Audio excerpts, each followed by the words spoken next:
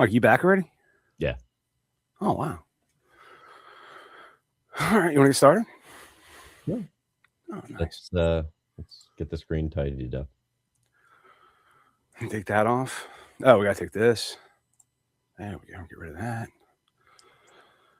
All right. There it is.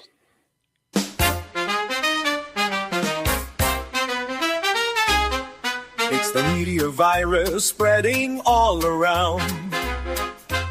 We're a pack of morons stuck here on the ground. They feed us the lies while we just stand by, drowning in the noise as the truth walks by. It's the media virus taking control. All right, the next guest tonight is a hypnotist, but not the kind your aunt saw at the county fair and still talks about like it was a religious experience. This guy has been called unhinged, irreverent, and my personal favorite is, please stop tagging us in this, by at least 3 professional organizations and 1 very confused TikTok moderator. He's the mastermind behind the Hypnosis is Amazing show, a viral chaos agent known for blending real-deal clinical hypnosis with comedy that rides the line between genius and we might get a call from legal. You've seen him online as at Haha Hypno. You've seen him roasting the NFL like a deranged sideline coach, and somehow he's still allowed to perform in public. Ladies and gentlemen, hide your free will and lock up your inhibitions. Please welcome Colin Chapman. How you doing, Colin? Welcome to Media Virus. Good. Thank you guys for inviting me on. And when I read your pre-show information, you guys were like, look, if you're one of those easily offended HR Karens, you're not tall enough to go on this ride. And so I know, okay, these are my people right here. Let's go. Yeah, fantastic, man. So, tell us a little bit about, about what you got going on. Tell us just a little bit about yourself and introduce yourself to our audience. And so I'm going to start off a little bit serious. Right. I started doing hypnosis professionally on the clinical side in 2011. And then over the years, I started talking about a lot of things that I wanted to do, but not doing anything about them. One of them was moving over to the entertainment side of hypnosis. I was talking about it. Then one night in April of 2019, a drunk driver blew through a red light. Oh my God. I was literally within inches and fractions of a second of not being here. As it worked out, I ended up with a traumatic brain injury. My cognitive function was down at 35% of what it was beforehand.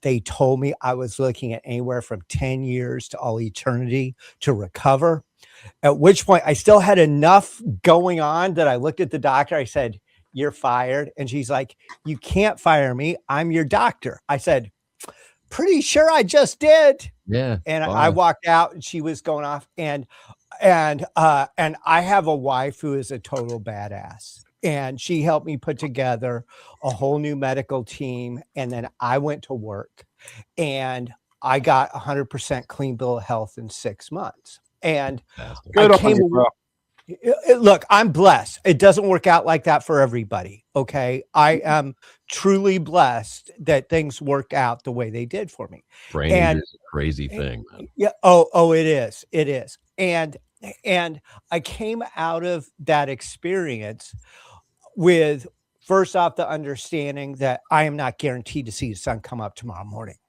Right. And so guess what? I'm done acting like I'm guaranteed to. So I'm going to live today like I'm not going to fucking see it come up in the morning. Okay.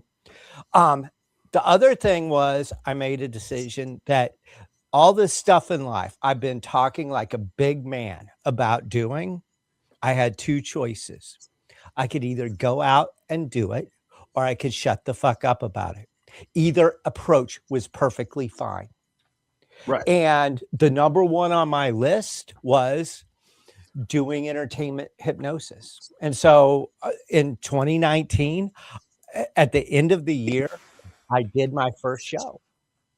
And I've now done 218 shows. I've got 10 on the books for this year already. Good stuff. And it's and every morning when my feet hit the floor, the first thing I do is I've created a habit, and that's one of the things that hypnosis does. Is it's great for creating and replacing habits. I ask myself the question, what am I going to do to help somebody laugh today? I like that.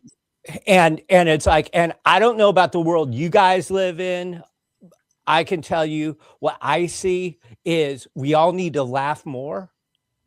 Every day. So if I can help more people do that, then that's a good thing. And I still do the clinical stuff. However, going full on into the comedy, stand-up comedy hypnosis side of things, it's like that's what I'm all about. It's a fun space. Maddie and I have a personal friend that is has a comedy hypnosis act, and it's an interesting space. It really is. Yeah, it is. Who is that? Marshall Manlove. Oh yeah, absolutely. Yeah, I know exactly who he is. Yeah. Yeah, we actually all met through him. Okay. I poached his entire podcast staff. Uh-huh.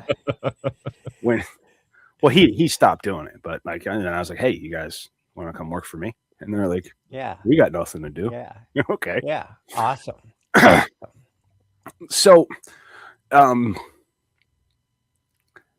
it actually says this here, and because I saw you use a lot of AI. Yes, I do. You use AI to help you remember you like put it into song to help you remember your stand up. Yes. Yes. So look, it's like I write a lot, and I write more than I can memorize, like I could when I was in college. Mm-hmm. Yeah. However, you play music enough times, mm-hmm. you know that stuff. Yep. I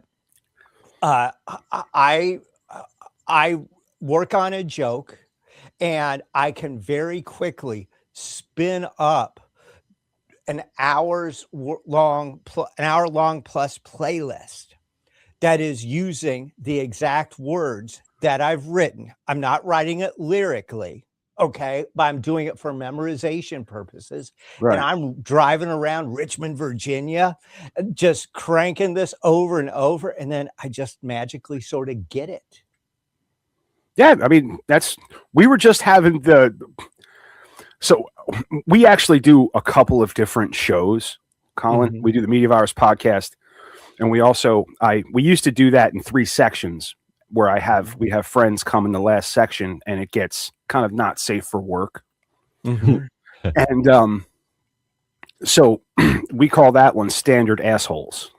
Mm-hmm. And we invite people onto the Media Virus podcast first, warm them up, and then if you want to join us on Standard Assholes, you're more than welcome, but it's a little bit different. I'm an exceptionally asshole type of person. Yeah, no, we're pretty good at it. We're pretty good at it ourselves. Okay. And we were just having the discussion last week that, and I had been partaking in a good amount of cannabis. Mm-hmm. And the song Kyle's Mom's a Bitch came up. Uh-huh. And I know the lyrics to Kyle's Mom's a Bitch. And I started singing them. And Mike got very upset because he doesn't want to know the lyrics to Kyle's Mom's a Bitch. And I was wrong. I was wrong because I said it was Kyle's mom's a bitch. She's a big fat bitch. She's the biggest bitch in the whole wide world. She's a big fat bitch. She really is a bitch. She's a bitch to all the boys and girls. What the lyrics are Kyle's mom's a bitch. She's a big fat bitch. She's the biggest bitch in the whole wide world. She's a big fat bitch if there ever was a bitch. See, that's where I got it wrong. Okay. Yeah. She's a bitch to all the boys and girls. On Monday, she's a bitch. Tuesday's a bitch. So he's just looking at me with hatred in his little heart. I have an issue with song lyrics. What's the point we're making, though? See, I sing along all the time, and my wife would say, "How do you even? Where did that come from? Like, how did that song get into your head?" where did that ever come from? Mm-hmm. And I became self-conscious of it for a little bit. And I was like, if all that's getting in there, Right. Yeah. what am I missing out on? So there's certain things that I just refuse to let in with any. Yeah, I Like I actively was block these things. early money on Baby It's Cold Outside.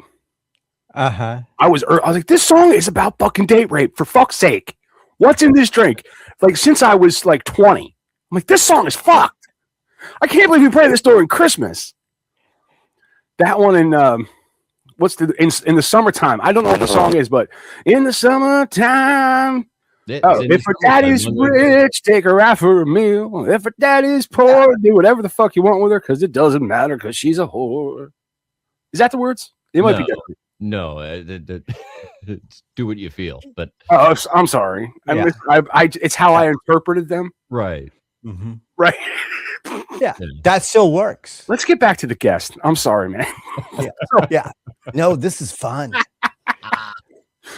But because we know a little bit, very little, about hypnotism, how it works, because we've, been had this friend for a long time. Sure. So let's clear some things up. Are people actually under your control, or are they just really committed to the bit? Like, do you? So here's what I say. First off, anyone who wants to be hypnotized can be hypnotized by a person they want to hypnotize them. Okay. So if you don't like me, you might really want to be hypnotized, but if you don't trust me, it ain't going to happen if I'm the one that's doing it. Okay. Anyone who wants to resist being hypnotized will successfully resist. One of the things I explain in my show is that the only people who can't be hypnotized are those with a below average level of intelligence, which means See, Marshall says the same shit. All right. And what that means is that if you are now or have ever run for Congress of the United States, you better not fucking volunteer in my show, because I ain't letting your ass up here. All right. So, it ain't going to happen, because you ain't going under. Funny story, Colin. One night I went to a show with Marshall kind of as a shill, because you want to have somebody that you can put down on the panel sometimes. Mm-hmm. So I get up, and it was for a police officers event for some police officers group. You can't hypnotize them. Oh yeah, you can. You just got to speak their language. Yeah, and that was the issue, that like they were too suspect of anything going on. They couldn't. They couldn't let go to it. One of the things that when I've worked with law enforcement before is I break down to them, listen, I'm really good at hypnotizing people, but you folks hypnotize way more people than I do. You guys are awesome at it. Because let me tell you, every time you run into somebody who has not been living a life of crime and isn't used to getting arrested, soon as you whip those cuffs out, those people are in a state of trance, and they start showing signs of what we call hypnotic phenomenon. Okay. And so it's like, and when you're under, the only suggestions you're going to accept are the ones you want to accept. So as an entertainer, my job is to be smart about it and give them suggestions that they want to accept. You've got to read it. Right. It's like, I've got to use good judgment. Early on, I made a mistake of doing something that a lot of hypnotists do. I no longer do this routine. I had this person forget the number 2. And then I had her count her fingers. So it was supposed to be 1, 3, 5, 4, 5, 6. Okay. I've done this a bunch of times, always work. Yep. This time it didn't. And there was nothing I could do. Found out afterwards, and this was a corporate event, she was the company comptroller. And so what was in her head, she told me later, it's like, if I can't count, they're going to fire me. I'm going to lose my job. And it's like, you know what? Yeah, that makes sense. That makes perfect sense. When I am doing things clinically, I got to make sure that whatever change they want, I am giving them something that they really want, not what I think is good for them. And so the easiest part of my job clinically is actually doing the hypnosis piece. I work the hardest when I'm asking good questions. Like, for instance, it's like, Mike, you've come to me because you've told me you want to break free of your cross-dressing. Now, you're not going to be nearly as hot if you're not cross-dressing, Mike, and we might have to break up. Yeah, it's like now, as we've been talking about this, you just spent the last 40 minutes telling me how much you absolutely love cross-dressing. I mean, the shoes Are you alone. sure? Are you sure that that's what you're really here for? I like the freedom of. Are you going to be happier if we focus on hypnotizing you to really love yourself just the way you are? And that's an actual case I had. I mean, that seems like a better road to me anyway. I mean, I thought you were like helping people like quit smoking and shit, but you're. my focus of my clinical practice is help people out with sleep, stress, smoking, pain, and performance. Now, some of those things have pretty broad blast radius, such as stress. That can be performance in bed. That can be cross-dressing. That can be talking to women. It can be all kinds of things. Performance is everything from public speaking to hitting a baseball. There you go. Now, you kind of lean into being the canceled hypnotist. Yes, absolutely. What did you do that made other hypnotists go full HR on you? So there are a couple notable ones. The big one was I put out a meme that depicted an individual in Afghanistan holding a surface to air missile, and I put out a meme. Was the individual an Afghani local? Yes, he was an Afghani local holding an anti-aircraft missile. Correct. Right. Okay. I did a meme. All right. About that, and there was and so the International Stage Hypnotists Association decided it was a brilliant idea that this tiny organization has a director of DEI. And so she files a complaint against me for that one. Okay. But before that can work its way all the way through, I posted another meme of an Arab American member of Congress. I don't remember which one it is, what her name is. And when the president of Israel was speaking there, she is holding up a panel that says genocide. And in my meme, I wrote, "My wife when I fart in bed."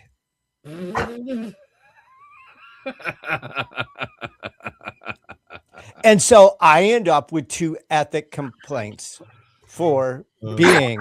Now, what was the caption of the first with the first one was really a gentleman who was holding an anti-aircraft missile instead of fucking a goat. No, it wasn't. It was actually an inside joke. Oh, it was an inside joke about one hypnotist who hated another hypnotist so much that when this guy was flying into this conference, that this other hypnotist was going to be waiting there with this missile like this. Okay. I mean, it was an inside joke. Okay. Which is like, and so ultimately I couldn't be part of that organization anymore. One of the things a lot of people think is that, okay, improv is all about comedy. Well, what improv in the US, especially with CSE Sports, has become about being as woke as possible, not comedy. And so I did a show at CSE Sports. I had a 3-show deal with them. And I do this joke about how my wife and I have been married for over 2 decades now. And everybody goes, "Oh," I go, "You say that because you don't know me." My friends look at me and they say, half of all marriage is in divorce. How did you make it for so long? It's like, look, here's the deal. Back when I was single, I made an important life decision. I knew that I was a total train wreck. I wasn't going to get women to go out with me, let alone have a long-term relationship with me, unless I did this one thing. So what I did is I started only going after women who showed real signs of serious mental health challenges. So what's the secret to me being married for now almost 26 years? That bitch is batshit crazy. That's what it is. That happened to have been at the time my wife's favorite joke that I had written up to that point. I can't imagine why it wouldn't be. Okay. If she's married to you and you wrote that joke, that's a brilliant joke. And so the show was on a Saturday. Monday, I get an email saying, based on the nature of your show, we are terminating our agreement with you going forward. Please do not even come here in the future as an audience member. It's like, what did I do? And so finally I had somebody tell me, well, it was this joke. We would be willing to accept it if you were to make a public apology to your wife for your misogynistic joke, and to also apologize and perhaps make a donation to a mental health charity. And I go, so let me get this straight. You're asking me to apologize to my wife for her favorite joke I've ever done. It's like, why, yes. It's like, I'll tell you what I'm going to do. I promise that I will only do that joke even harder now. Mm-hmm. I think you should probably add, because they like women, or in the psychiatric ward, they hand you the socks, Mm-hmm. and the common known rhyme is grippy socks, grippy box. You know what I mean? So you might, if you want to toss that in there, it might. I feel like it's a little too crass for you. I mean, after setting up the interview, we connected on Facebook, and I went through your stuff, and I'm like, you're not crass. You're funny. You push a line, but it's not vulgar. It's not. So that's interesting that you bring that up. It's like, for the most part, it's like, I'll do a lot of fart humor, but I don't go in the direction of. That's why. Absolutely. I've got a routine in my show where, and the bones of the routine are not original, where you have volunteers reacting to farts that never happen. But see, I do mine a little bit different. I have half of my volunteers thinking that the person next to them did it, and the other half thinking every time they hear that fart sound effect, they think that they're the ones who did it, they're proud of it, and they realize it is the funniest sound they've ever heard. And so, because in my world, the comedy is in the conflict, and you got these people going it's like I had this one high school show, a high school post-graduation show at 3 a.m, which I'm supposed to keep those clean. And this young cheerleader, this tiny cheerleader sitting right next to the center of the football team, this guy who was a mountain, she's like, listen to me, you fat motherfucker. You rip one more of those fucking farts, I'm gonna rip your balls right off. And this was supposed to be a clean show. And I'm sitting there. Yeah, I've noticed that women are way more vicious. You know what I mean? Real quick to violence.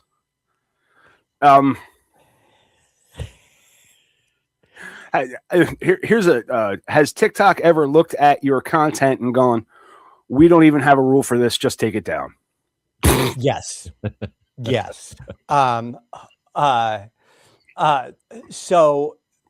So one of the videos that I don't know if you had a chance to look at, I sent you a bunch of my shorts. Yeah, you want to take a look at some of them now? Yeah.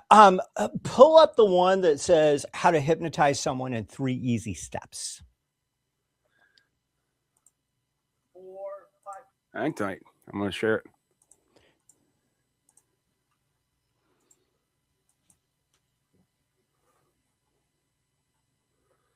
Sleep, drifting down. I'm gonna start over. Down. 4, 5, sleep, drifting down, dropping down.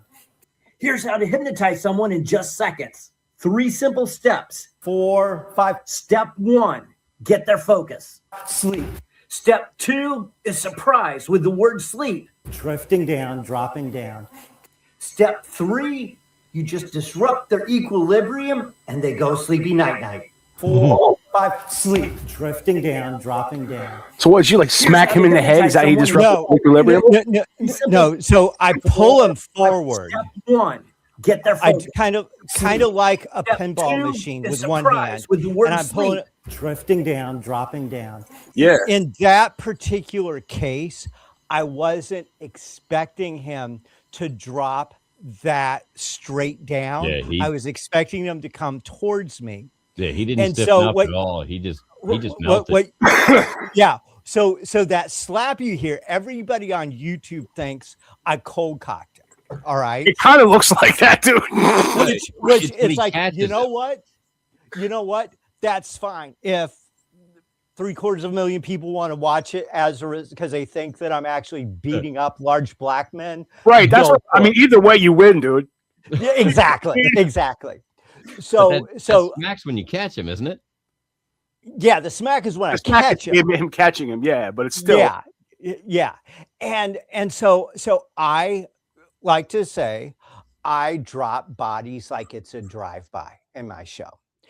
There are a lot of hypnotists who thinks, oh my God, you can't drop people like that. It's like, look, the audience loves it. So guess what? I work for them, not you. So one of my colleagues reported this video to TikTok, and that's when they sent me the message saying, yeah, you got to take, it's like, we're not going to show this to anybody else. It sucks, dude, because like you look, first of all, it's a great shot. Second of all, you look fantastic. That shirt is the shit. Yeah. That shirt. All right, you look fantastic, and then you're about to, and he does. You can see he goes down like a sack of potatoes. Yeah. So, that's and the version of that induction that I'm doing now is even more badass. You can dress that up to make it fun. Yeah, I use what I'm doing now is called the off switch, where I'm holding their hand and then I go like this right here, and with their hand I do it kind of like a pinball machine, and just go sleep. And and it's like, and the key is how you set it up where you know that they're open to the experience. Mhm. And the benefit of doing that type of an induction is that individual goes down very deep, very fast. Yeah. And the audience at that point is watching it and they're like, holy cow. And you can even set them aside and let them bake for a minute while you do something with somebody else. Right. And that's a benefit to everybody because now E- you've ex- impressed the audience because you just turned him off and set him aside.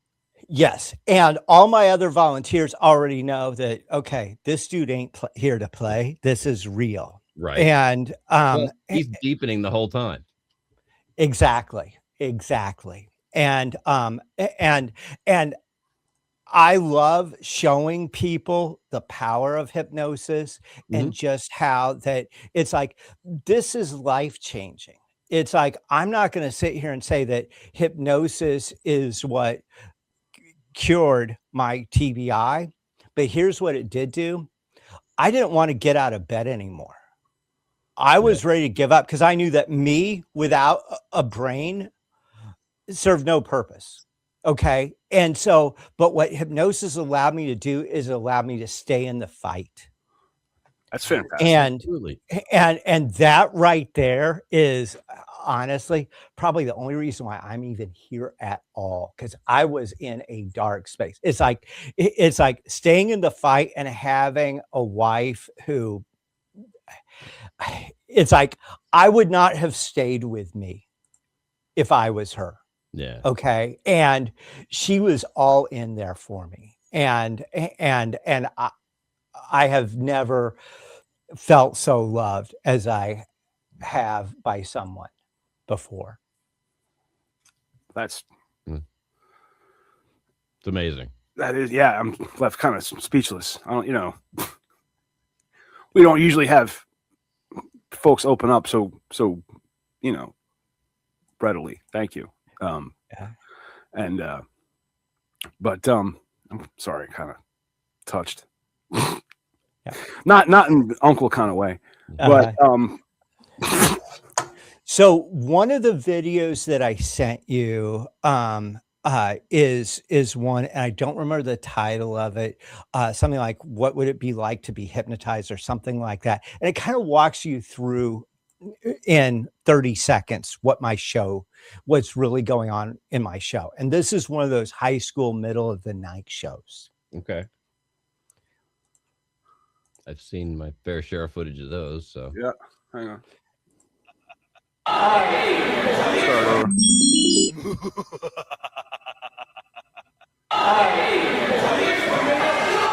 Okay. One over. Big breath.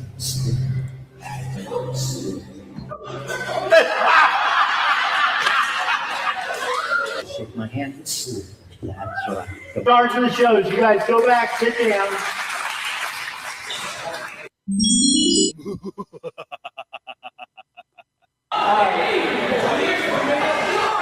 Okay. One over.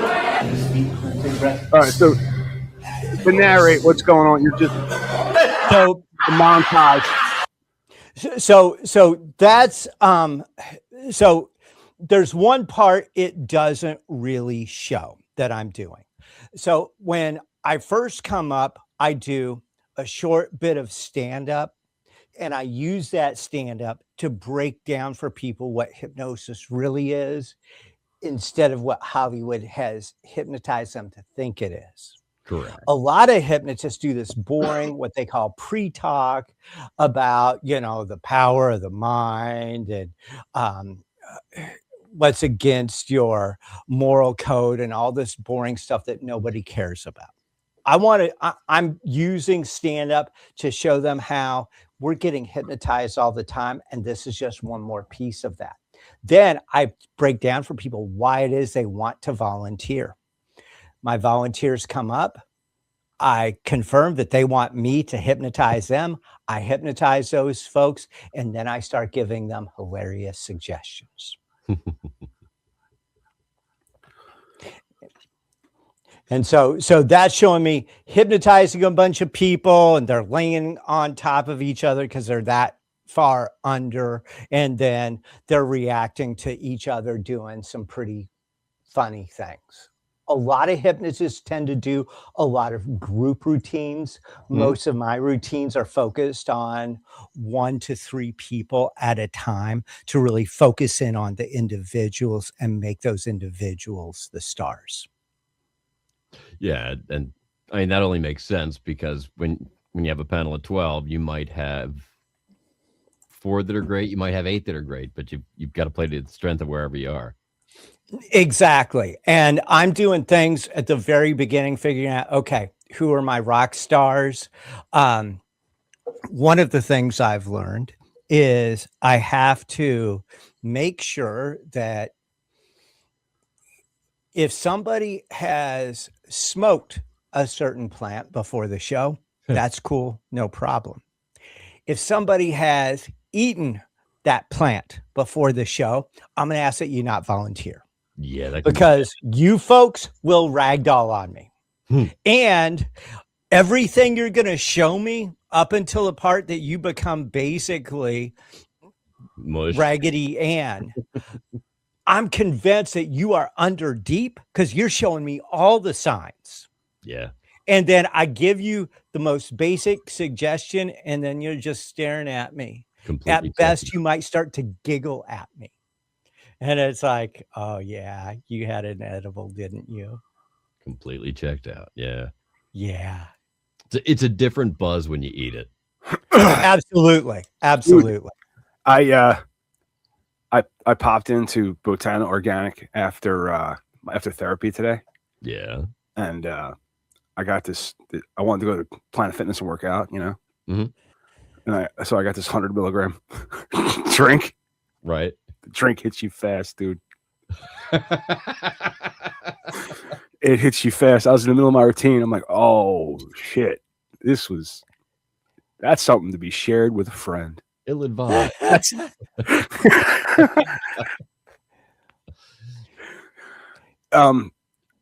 So what about alcohol? Who's better to hypnotize it? Someone stoned or someone drunk?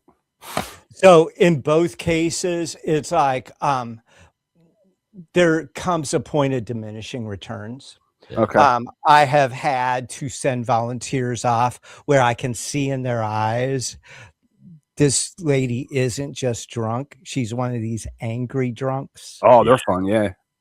And I need to get her off of there. You can see it start to boil under there. Yeah. Because it's like, the thing is that my show is, from a comedy perspective, basically a crowd work show. The big difference is I'm getting my crowd, literally, they only need 2 steps before they Will Smith me. Okay. Security ain't getting there in time. Okay. Right. It's like, and so I have had to watch for the signs that somebody might be ready to start throwing some hands. Yeah. And, I mean, what you're doing is it's dangerous work. People don't realize it could, because you're stepping into a territory where you know what you know, but you don't know what they know. Exactly. Which is the problem, because you're not manipulating, but their brain is creating the reality that they're experiencing. Mm-hmm. And you can only manipulate that so far from the outside to maintain everybody's safety. Right. And however precise I am with my language, that I don't have any idea how they are interpreting that precise language. Right. You can never be precise enough. Right. Because if the person, usually the person you're talking to is incredibly fucking stupid, and then they don't. No, wait. Sorry. Those are the people you're talking to. Those are the people I'm talking to. I forgot. Go ahead. So this wasn't my show. This is a friend's show, and it's like, do you guys like competing? And they're like, yeah. Valentin's like, well, we're going to have a competition. The competition is race. Now, what she meant was it was going to be a horse race. Whoops. What got heard was not that. Was not that at all. And it's like, yeah, but it's like, but even little things like how I give the suggestion to people that that Mike, you are you work for SpaceX as Elon Musk's one and only Martian language interpreter, and Maddie, you are from Mars. You only speak Martian. You only understand Martian. Fortunately, we've got Mike here, and he's going to be able to translate for us so you can deliver your message to the rest of us.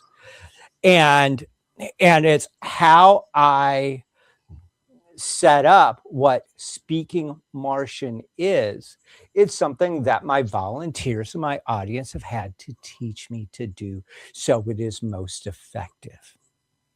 And I can't, because if I just say you're going to speak Martian, it's like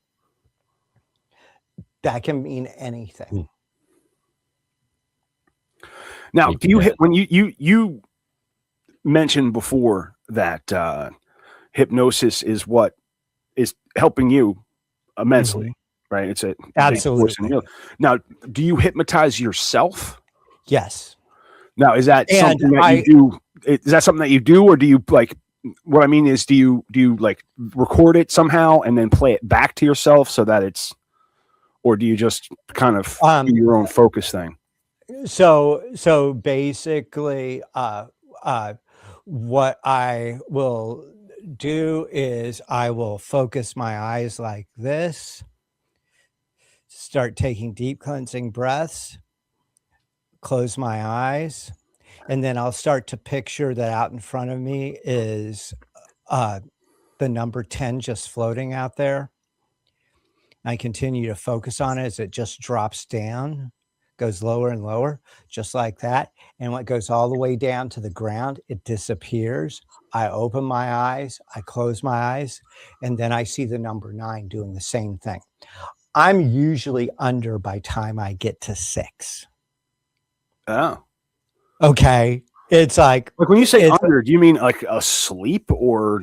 So hypnotists use the term sleep, but it's not really sleep. Okay.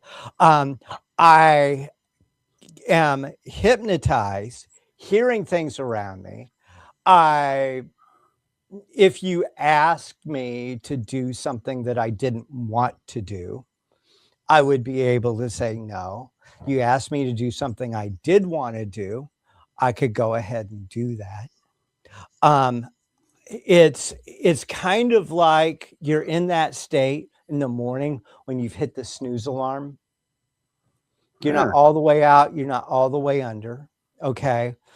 But you're high. It's a state of very high levels of focus. It's an altered state of consciousness, much like what it's a lot of things are similar to cannabis in terms of what the experience is. It's very relaxing. It feels awesome. And the big thing is it is great for self-control and doing what it is you really want to do. I'm a hypnotism junkie. I'll get hypnotized any chance I get because I'm a cannabis junkie. Because I love that last suggestion right before somebody goes 3, 2, 1 and snaps their fingers. You're going to open your eyes and you're going to feel better than you've ever felt. Mm-hmm. I kind of realized that I hypnotize myself every week before the show. It's a great space to be in. Because I'll do like a meditation, like a guided meditation. It's kind of like, I guess it's kind of like there are absolutely similarities between meditation and hypnosis. Hypnosis tends to be much more intentional than meditation is. Mm-hmm.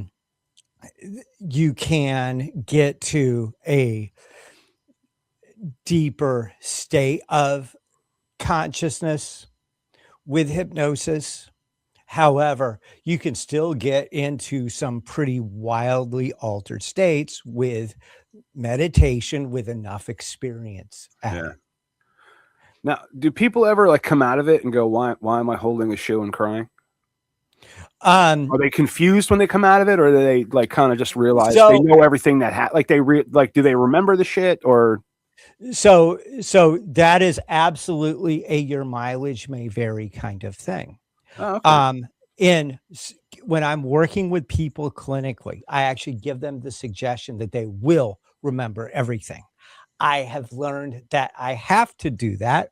Why? Because Hollywood hypnotized everybody to think if you get hypnotized, you're going to forget everything. So they accept Hollywood like a chicken. Exactly. Yeah. Okay. Sometimes I will give my volunteers that everything, usually it'll be just 1, 2, or 3 volunteers. I'll give this suggestion. Say, you are going to remember to forget and forget to remember everything that happened on the stage tonight until you walk off the stage, or usually it's until you leave the building. Mm-hmm. Okay. So I had given that suggestion to one of my volunteers, and I think her real name was Rhonda. And help me, Rhonda. And I gave her the name during the show, Karen, because she was was giving her a suggestion to do Karen like things during the show. Okay. And she was an absolute rock star. Okay. And so after the show, I hear her yelling at her fiance, "Who the fuck is this Rhonda bitch you keep calling me? Are you fucking on the side?" That's fantastic. Great. That is absolutely fantastic. At which point I'm like, and that, my friends, is an awesome day at the office. That's right. Right. So, all right, man, where can are your events like more public? Are they more private events? People hire you for an event, or do you have any like live shows where people can just come fucking see you? So most of my shows right now are private shows.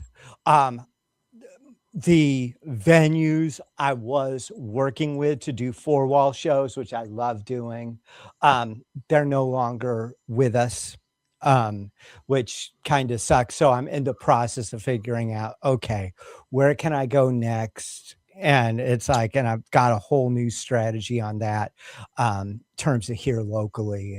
And so yeah, but most of the shows I do, I'm brought in high school, college, corporate event, military.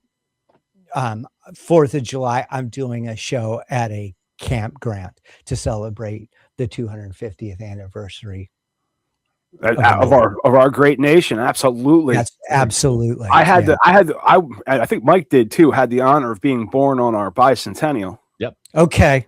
Not on the day, but in the year that we celebrated it. So that's we will be celebrating our 50th. Yeah. I will in 3 months. My father's going to celebrate his 95th birthday. Oh, that's awesome. He wants to make it to, he told me, I want to make it to my 95th birthday. I'm like, why? He's because my mother died at 94 and my sister died at 94. And I want to beat him. He wants to win. He wants to win. That's all we're living for at this point, is to beat his mother and sister. Respect for that. Absolute Don't respect. do it, dude, because he's one of the spiteful old goats you've ever met in your life. Yeah. So there's nowhere anybody can come catch you out anytime soon, or how do they get a hold of you? So on pretty much all the social media platforms, I'm at Haha Hypno. Facebook is a little bit different, but that's because it's Facebook, and just search for Colin Chapman Hypnotist. It's easy to track me down. You found me relatively easy. I've made a point of being one of the easiest people to track down. And so yeah, but at Haha Hypno, on YouTube, Instagram, X, TikTok, all those places. Like I mentioned to you, we've embraced AI. AI gives us a crew. Yeah. You understand? Yeah. We have Absolutely people that we manage, and we've given them names and backstories and all that. Anyway, that's not important right now. But I was very thank you for the respect that you've given us with getting us back. We do appreciate your availability, because what I do is I kind of take the Gemini profile, stick it into Chat GPT. Now Chat GPT we have named Bite Reynolds. And he is the chief disinformation officer of the Media Virus podcast. So he's our boss. And but when I said, hey, I need an invitation to come on the show, its suggestion was, do you want me to write a follow-up? Because when he goes to you for 48 hours, like they always do. And I was like, hey, fuck you, man. My AI talks shit to me. Yeah.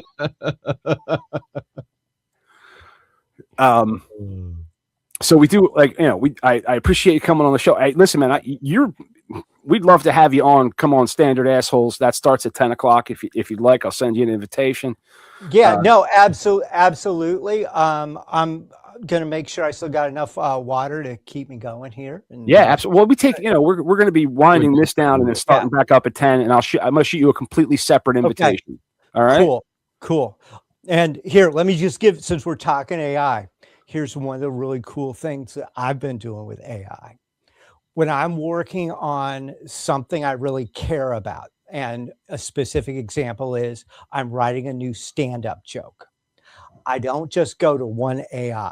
No. I get Chat GPT and Grok working collaboratively together. That's what we do too. That joke. Yep. And it's and they play nice with each other, yeah, but they come at things with different strengths, and I can't just rely on one or the other.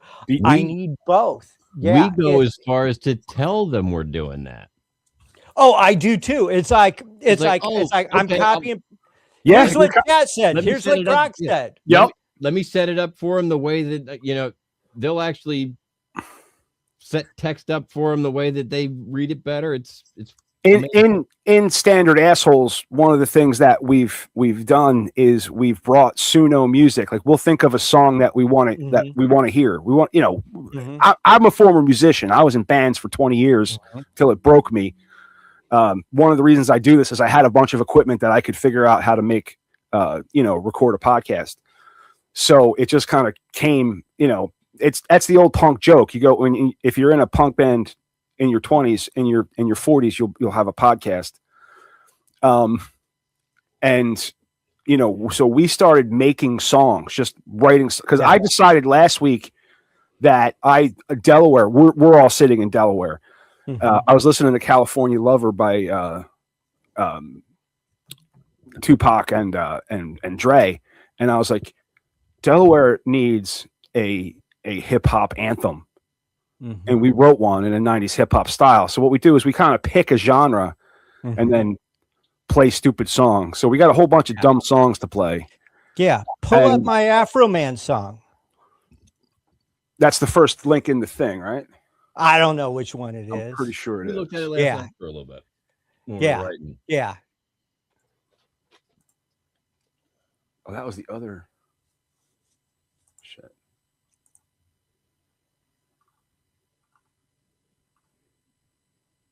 Well, why don't we play out on his Afro Man link? Or on I'm looking. Oh, here it is. Okay, so we can play out on that, and we did a whole thing on the Afro Man. Oh yeah, because we try to really, really stay away from politics as much as possible. But when the First Amendment is at risk in any point, we are fucking screaming. Exactly. Exactly. So we're gonna play out, and then I'll shoot you a link, and then we're gonna regather. Okay, we'll see you in a few then. Yeah, man. Here we go. 7 white cops roll up on 1 black rapper. We know how that story ends, right? Taser, handcuff, handcuffs. But the rapper was Afro Man. So instead we got cops on YouTube in tears. Free speech wins! Fuck your raid! Oh! Free speech wins! Watch them fall! Oh! Free speech wins! Fuck your raid! August 2022, Adams County, Ohio, some white chick named Tasha. Switching her way out of felony charges, feeding Detective Newland the drama saga. It's an Afro man dealing drugs, kidnapping women, dungeon in his basement, bruh. Man don't even have a motherfucking basement. That's Harry Potter on meth, straight up. Crackhead Zillow, CSI Narnia, pure fiction, no cap. SWAT team storms and hunting Escobar, high risk raid, full tactical trap. When they find no trafficking, no kidnap women, no dungeon. Facts, just a little weed, 5 grand cash, a lemon pound cake, his mama bags. Yeah, fuck your raid. Oh, free speech words. Light them up, watch them fall. Oh, free speech words. $5,000 turn to 400 in the police report. Clown math. That's not evidence handling. That's Blue's Clues for badge bitches. Laugh. Afro man does what any real one would. Grabs his own security cam. Turns the beat into a greatest hits album. Lemon pound cake. Fix my door while you touch my can. One deputy immortalizes officer pound cake. I fucking pastry like an old child support. Now they don't sue cause they got shot or stabbed. Nah, they sue cause they feelings got hurt. That's not justice. That's only fans for bad cops with thin skin. Absurd. This track's in court. One deputy crime. Randy Walters grilled on doggy style with his wife. Word. Free speech words. Yeah. Fuck your raid. I won't. Free speech words. Light them up. Watch them fall. Free speech words. It's too easy.